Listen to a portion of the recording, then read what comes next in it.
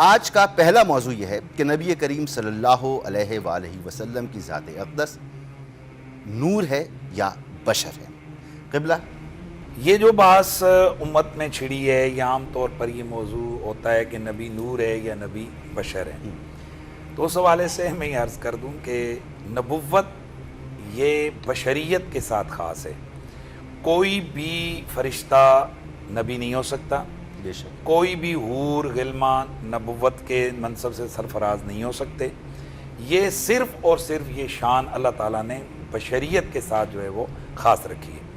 تو ہمارا ہر مسلمان کا یہ عقیدہ ہونا چاہیے کہ اللہ کے نبی صلی اللہ علیہ وسلم دیگر انبیاء کی طرح وہ بشر ہیں، وہ انسان ہیں۔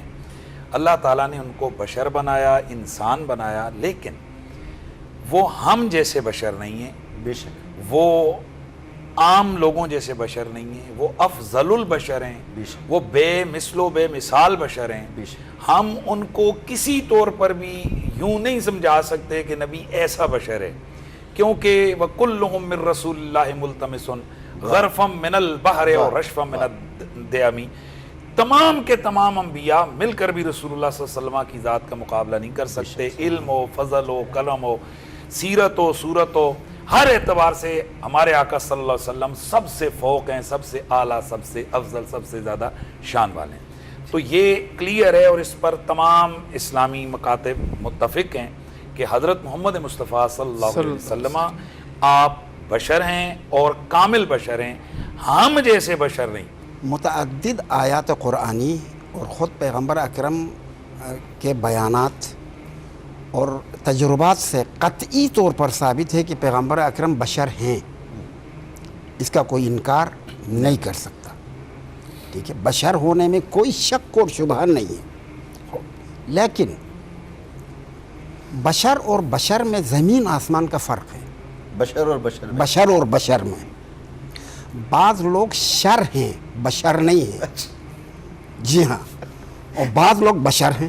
تو آپ ادھر کیوں دیکھ رہے ہیں؟ نہیں، ان کو نہیں دیکھا، آپ کو دیکھ رہا ہوں۔ جی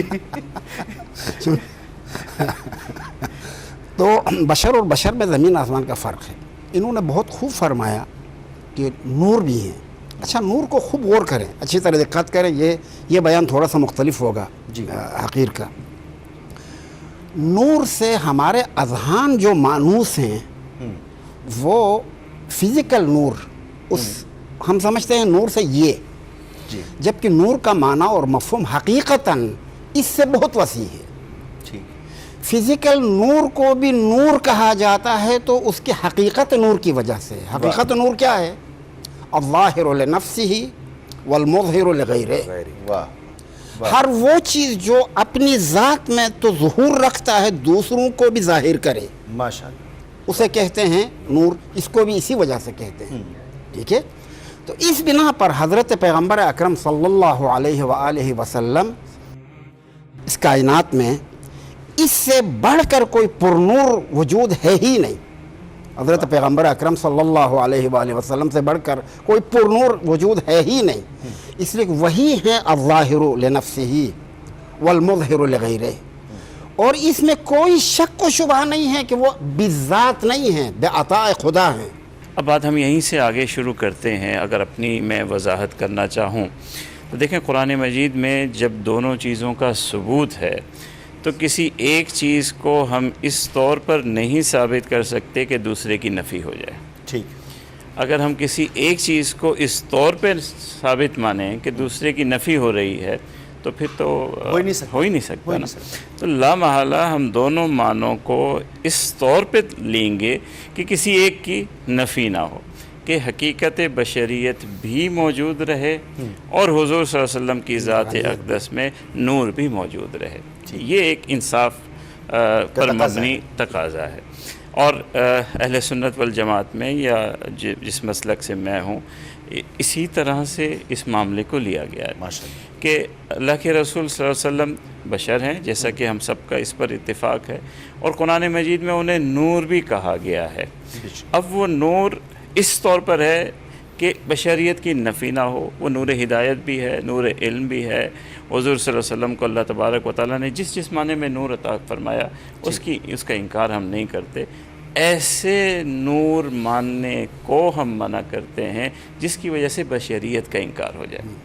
اب جب یہ بات جب یہ بات معاشرے میں جاتی ہے، ہمارا المیہ یہ ہے کہ ہمارے عقائد کی تفصیلات کے ساتھ نوجوانوں تک نہیں پہنچے ہیں.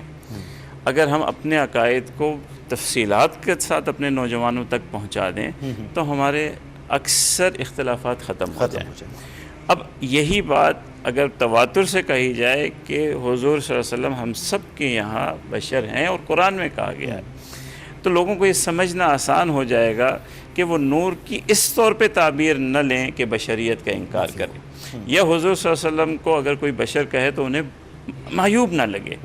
اور میں یہاں ایک نقطہ اور کہنا چاہتا ہوں کہ ایک خالق ہے اور باقی سب مخلوق ہے. ٹھیک ہے. اور مخلوق میں اب نور اور بشر آ گیا نا. اب ظاہر حضور کا نور خالق میں تو نہیں لے جا سکتے، وہاں تو نہیں لے جا سکتے نا. وہ خالق تو الگ چیز ہے، مخلوق ہی میں کوئی نور ہے. اب مخلوق کا نور اور مخلوق کا بشر زیادہ افضل کون ہوگا؟ یہ سوال اہم ہے. مگر جو نہیں، مجھے بات پوری کرنے دیجیے، مجھے بات پوری کرنے دیجیے. اللہ تعالیٰ نے تو خود فرمایا کہ میں نے سب پہ بشریت کو بلند کر دیا اور تب سب کو کہا کہ سجدہ کرو. تو بشریت جب سب سے اونچی ہو گئی اور پھر اس بشریت میں سب سے اوپر حضور ہیں، تو بشریت کا اگر ہم انکار کرتے ہیں تو باقی سب چیزیں تو اس کے نیچے رہ گئی نا مخلوق میں. تو نور نبی کریم صلی اللہ علیہ وسلم قرآن مجید میں ان کے لیے لفظ استعمال کیا گیا، جیسے سراج کا لفظ بھی استعمال کیا گیا. سراج ہے نا. تو اب کیا ہم کہیں گے حضور چاند ہیں؟ کوئی بھی نہیں کہتا. آپ بھی نہیں کہتے، آپ بھی نہیں کہتے، آپ بھی نہیں کہتے، میں بھی نہیں کہتا. آپ بھی نہیں کہیں گے کہ حضور چاند تھے. تو یہ جو معنی ہے ان معانی کا مجاز ہے، تشبیہ ہے. نبی کریم صلی اللہ علیہ وسلم کی خلقت نور کے طور پر ہوئی یا بشر کے طور پر ہوئی؟ قرآن کریم میں واضح طور پر اللہ رب العزت نے فرمایا، اور یہ صفت ہے آپ کی، جیسا کہ کل بھی ہم نے اشارہ کیا کہ قل انما انا بشر مثلکم، 15واں پارہ ہے. فرمایا کہ میں تم جیسا انسان ہوں. بلکہ ایک جگہ اللہ کے رسول کی 4 صفات ذکر کی، لقد جاءکم رسول من انفسکم، کہ رسول آیا تم ہی میں سے. اور اسے ایک صفت تامہ قرار دیا. اگر رسول کسی اور جن سے ہوتا، مثال کے طور پر ملک ہوتا، رسول جن ہوتا، رسول کسی اور جن سے ہوتا، تو اس کی بات تم کیسے سمجھ سکتے تھے؟ تو یہ صفت تامہ ہے کہ رسول بھیجا تم ہی میں سے. مزید صفات بیان کی، عزیز علیہ ما عنتم، تمہارے اوپر جو مشکلات گزرتی ہیں رسول کو ناگوار گزرتی ہیں. حریص علیکم بالمؤمنین، وہ حریص ہیں کہ یہ کامیاب ہو جائے. اور آگے فرمایا وہ مشفق اور مہربان بھی ہیں. تو یہ بشریت کا ہونا، جیسا مفتی ابوبکر صاحب ذکر کر رہے تھے، یہ کوئی نقص نہیں ہے. انہیں معیوب قرار جو کہتے ہیں، مفتی صاحب اتفاق کریں گے، جو یہ کہتے ہیں کہ اللہ کے رسول صلی اللہ علیہ وسلم نور ہیں صرف، اور بشریت عام طور پر، علماء کی بات نہیں کرو، عام طور پر وہ بشریت کا انکار کرتے ہیں. اور یہ بشریت کا انکار کرنا یہ قرآن کا انکار ہے، کیونکہ نص صریح موجود ہے. ایک جگہ نہیں، 2 جگہ نہیں، 3 جگہ نہیں، بلکہ متعدد جگہ ہے. کہیں اللہ فرماتے ہیں کہ اللہ نے جتنے بھی رسول بھیجے ہیں وہ سارے کے سارے بشر بھیجے ہیں. کہیں فرمایا کہ ما جعلنا لبشر من قبلک الخلد، کہ آپ سے پہلے کسی بشر کے لیے ہم نے ہمیشگی نہیں رکھی. کہیں فرمایا قل سبحان ربی هل كنت الا بشرا رسولا. تو یہ بات سمجھنی چاہیے، اور میرے ساتھ سب علماء متفق ہوں گے کہ بشریت عیب نہیں ہے.